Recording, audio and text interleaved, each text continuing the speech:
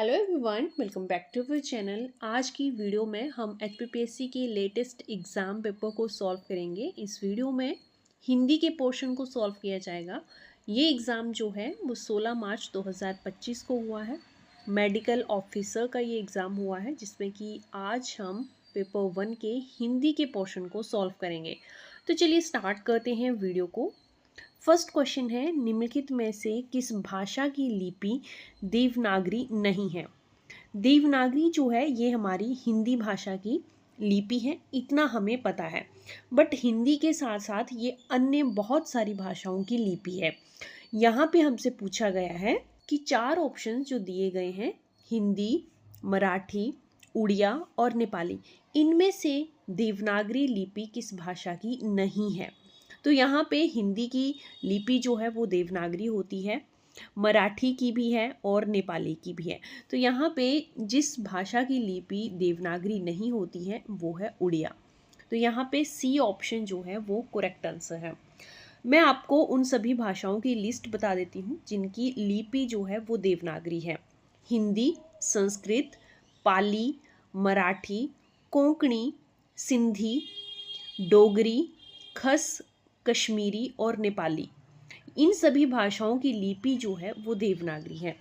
बहुत important points हैं, तो ध्यान रखिएगा।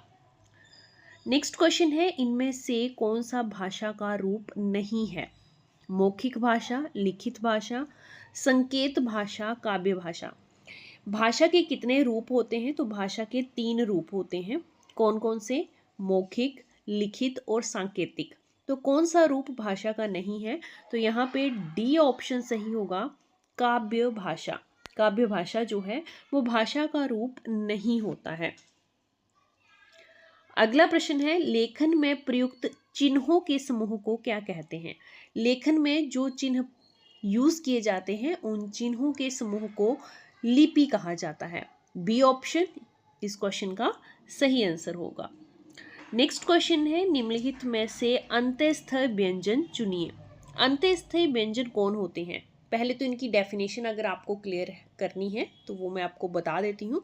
अंत्यस्थ मतलब बीच में जो व्यंजन आते हैं, ऐसे व्यंजन जिनका उच्चारण जो है वो स्वरों और व्यंजनों के बीच होता है, उन्हें अंत्यस्थ व्यंजन कहते हैं।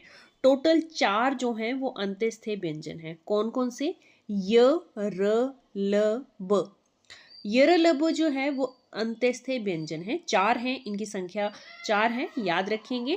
तो यहाँ पे जो अंत्यस्थ व्यंजन गिवन ऑप्शंस में से है वो है ऑप्शन सी, य। अगला प्रश्न देखिए, निम्नलिखित में से कौन सा शब्द अग्नि का पर्यायवाची नहीं है। अग्नि का जो पर्यायवाची नहीं है वो बताना है। आपके पास ऑप्शन है कृषाणु, धूमकेतु, जातवेद, प्राहुण। तो यहाँ पे जो अग्नि का पर्यायवाची नहीं है वो है प्राहुण। डी ऑप्शन करेक्ट आंसर है। बाकी सभी जो ये शब्द दिए हुए हैं ये अग्नि के पर्यायवाची होते हैं। अदर कौन कौन से शब्द अग्नि के पर्यायवाची होते हैं तो सभी वो डिस्कस कर लेते हैं। अग्नि के पर्यायवाची जैसे अनल, पावक, ज्वाला, आग, दहन,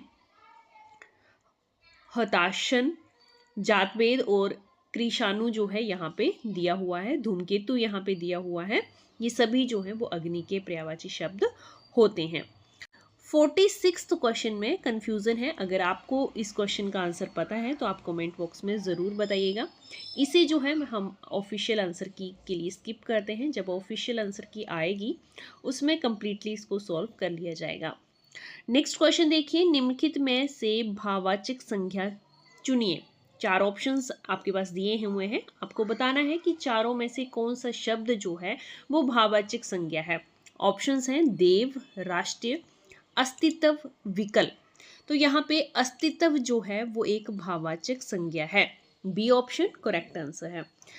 जो अदर ऑप्शंस दिए हुए हैं उनसे कौन सी भाववाचक संज्ञा बनेगी वो भी डिस्कस कर लेते हैं, क्योंकि भाववाचक संज्ञा से रिलेटेड क्वेश्चन एग्जाम में बन रहा है पेपर 1 में। देव की अगर भाववाचक संज्ञा पूछी जाए तो वो होती है देवत्व, राष्ट्रीय की राष्ट्रीयता और विकल की भाववाचक संज्ञा होती है विकलता।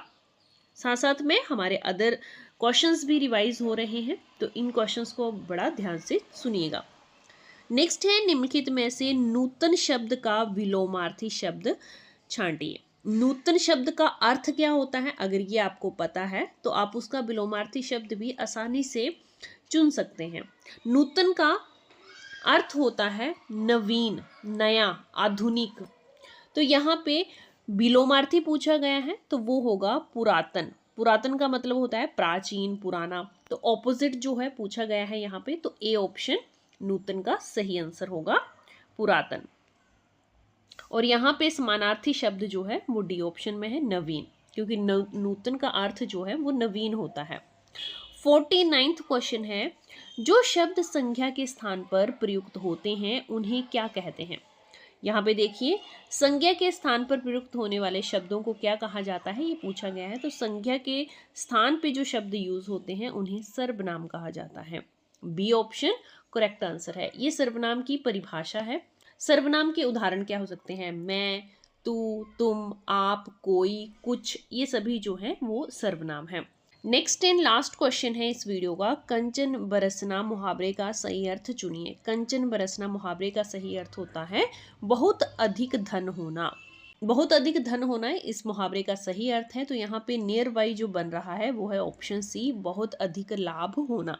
कंचन का अर्थ होता है धन, सोना, और बरसना मीन्स बहुत अधिक मात्रा में कोई चीज़ होना। तो सही आंसर जो यहाँ होगा, अगर बहुत ज़्यादा धन है, किसी के पास संपत्ति है, तो बहुत अधिक लाभ होना। सी ऑप्शन यहाँ पे करेक्ट आंसर है। यहीं पे हिंदी के 10 क्वेश्चंस कंप्लीट होते हैं जो कि पेपर 1 में पूछे जाते हैं। अदर पोर्शंस को नेक्स्ट वीडियोस में सॉल्व किया जाएगा। अगर वीडियो इन्फॉर्मेटिव लगी हो, हेल्पफुल लगी हो, तो लाइक और शेयर ज़रूर कर दें। Thanks for watching.